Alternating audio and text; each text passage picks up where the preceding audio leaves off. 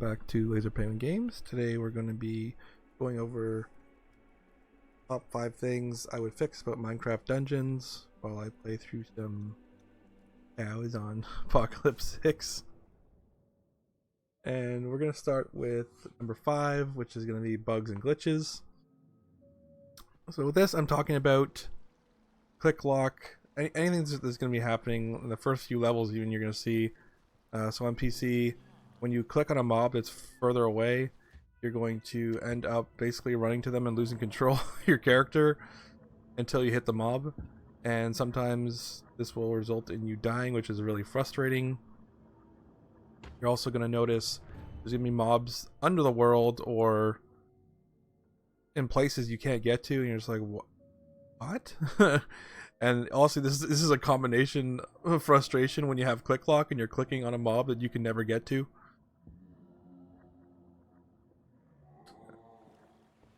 Also, this is going to deal with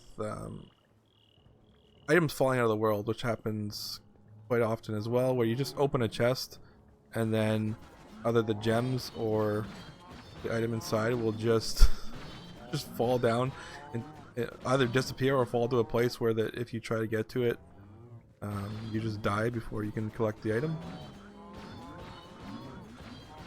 And then I've heard a lot of, I mean, the one that's happened to me is where you do like a dodge roll and then you just get stuck. So you can do a roll and you'll get stuck in some spot where you're infinitely falling or you can't escape. And other people say they've respawned in some terrible places they can't get out of. But I'm just wondering if they even did like a beta test or play tested this game very much, because a lot of these bugs are like really like easy to spot that should have been taken care of before launch. So either they rushed it out or they just know that they knew about them and they just didn't care. So I hope they get fixed in an upcoming patch or something, but not really. Thinking they're gonna do too much about it. Alright, so for number 4 here, I'm going to be talking about character customization. Now, if you're used to Minecraft games, you know you can basically create your own skins and then change them in and out whenever you want to, and really customize your character how you want to play it. But for Minecraft Dungeons, you get a few to choose from at the start, and then it doesn't really matter because it all gets covered up by your armor and weapons anyway. So there's not even an option to really customize your character at all, which they already have in place with the regular Minecraft, and could easily have just used the same system, and all that hard work people have done to make their skins they could have been using in Minecraft Dungeons, as long as they had options to basically hide any armors you want to as well.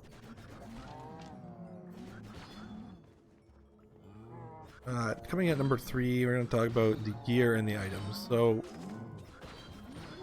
this is a pretty big problem to me as an ARPG player. I'm going to go into inventory here for a second so you see. So right now I purposely put on these items so that you guys could see that there's just a few items that are way more powerful than the rest, which almost just makes the rest of the items in the game obsolete and just worthless. So I've been collecting, you see here, I collected just a ton of uniques, but I don't use any of them because for the weapon, the fighter's bindings are just the best. I mean, it's just my opinion, but they're so OP. You'll see when I get to the boss what they do. They're just crazy fast, and you can do a ton of damage compared to the other weapons. You're gonna be doing probably like 10x. I mean, just they're so much better. When you look in your range slot, my harp crossbow does not have very good enchants on it, so I think definitely wanting a multi-shot here. and something else. Radiance and rapid fire, not the best here. Well, I mean, rapid fire is not horrible, but so this bow, basically what it ends up doing is it fires even more projectiles, and then if you get the multi-shot and the chain reaction procs with some other abilities, you can do some insane damage with the fireworks arrow. So these combo really well together, and everyone who's not using them is basically going to struggle. If you don't have one of these two weapons, you're going to be doing way less damage than everybody else. And if you're using other artifacts than these three, you're also going to basically fall behind, because the Death Cap Mushroom is going to give us more attack speed, and Gong is going to weaken our enemy so we can do even more damage. I'm not really the Heart Bow build right now. I just have it on to show you guys, so I would actually put on a longbow and something else here, maybe like a heal or even a Ironheart amulet or something else, even a golem. Doesn't really matter as long as you have these two. You're pretty much good to go. But these 6 items here, so the armor I'm using is a full metal, and this is going to give me just a ton of reduction plus extra melee damage, and I also have the cowardice buff on it. My other one's not the greatest, but I'd have to farm up another one that's higher level anyway. But I mean, once you get it at like 104, 105, you're pretty much set anyway. It doesn't matter. So there's not much use, and most of the items are just bad. You can use them, but you'll struggle, and you'll see when I get to the boss why that is. That I just kind of wish that they made more viable items really to use, because I think everybody has a different kind of weapon they like, and it would be nice if they were all, you know, as powerful as each other, so that you could see a lot of different variety people's builds. But there's pretty much none right now the way they have it. Okay, for number 2, we're gonna talk about the multiplayer here. So when I watched a lot of the trailers for the game, I ended up saying, you know, they're like, oh, this is like 4-player, you know, this is gonna be a good multiplayer experience. But when you actually go play online, there's no lobbies or anything to join. You're just stuck to your friends list, and if you don't have friends already on, then basically you're just gonna be playing alone anyway. And the cross-platform is only between, I believe, PC and Xbox. So what's going to happen is none of the Switch players or the PlayStation players are going to be able to play with each other, or the Xbox and PC players, which is just dividing the player base for really just no apparent reason, but whatever bullshit they try to feed you. The other thing that this is kind of to deal with number 4 as well, so this is part of the customization. So for PC anyway, the key bindings or the emotes are stuck. So when you want to change them, so for me, I like to use QWE or ASD and stuff like that to, you know, hotkey my artifacts.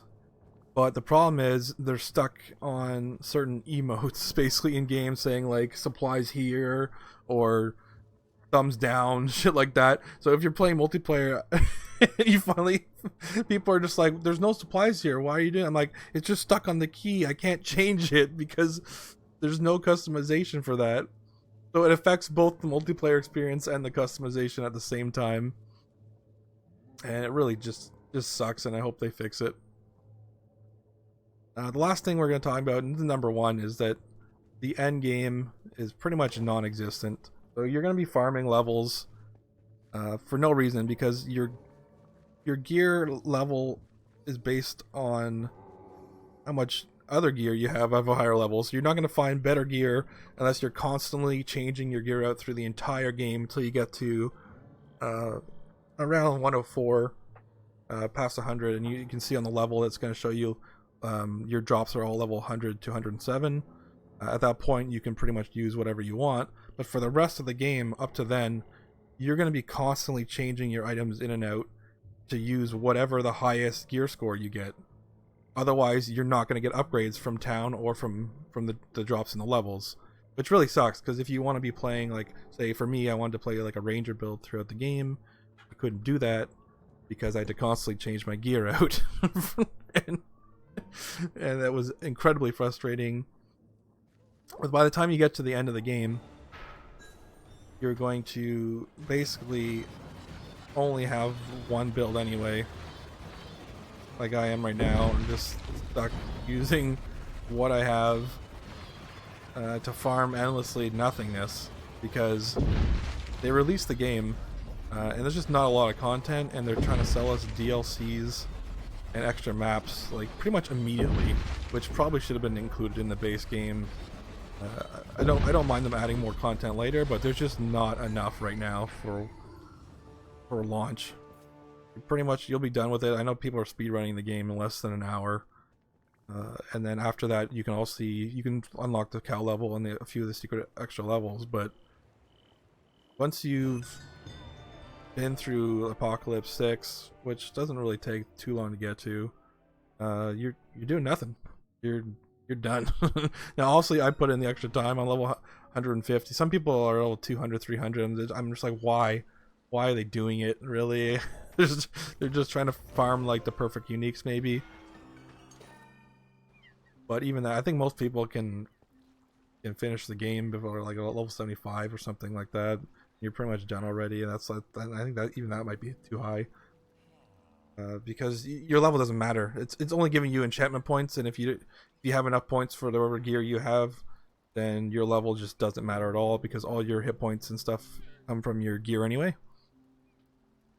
And that really sucks. So they need to make levels matter more in some way, and then add some other content to the end of the game. And I'm really hoping they do, because this game has a good chance to, be pretty successful if they can fix up some of this stuff.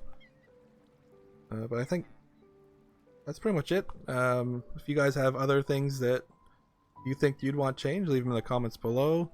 If you agree with me or not, and like or dislike the video. But thanks for watching anyway, and we'll see you next one.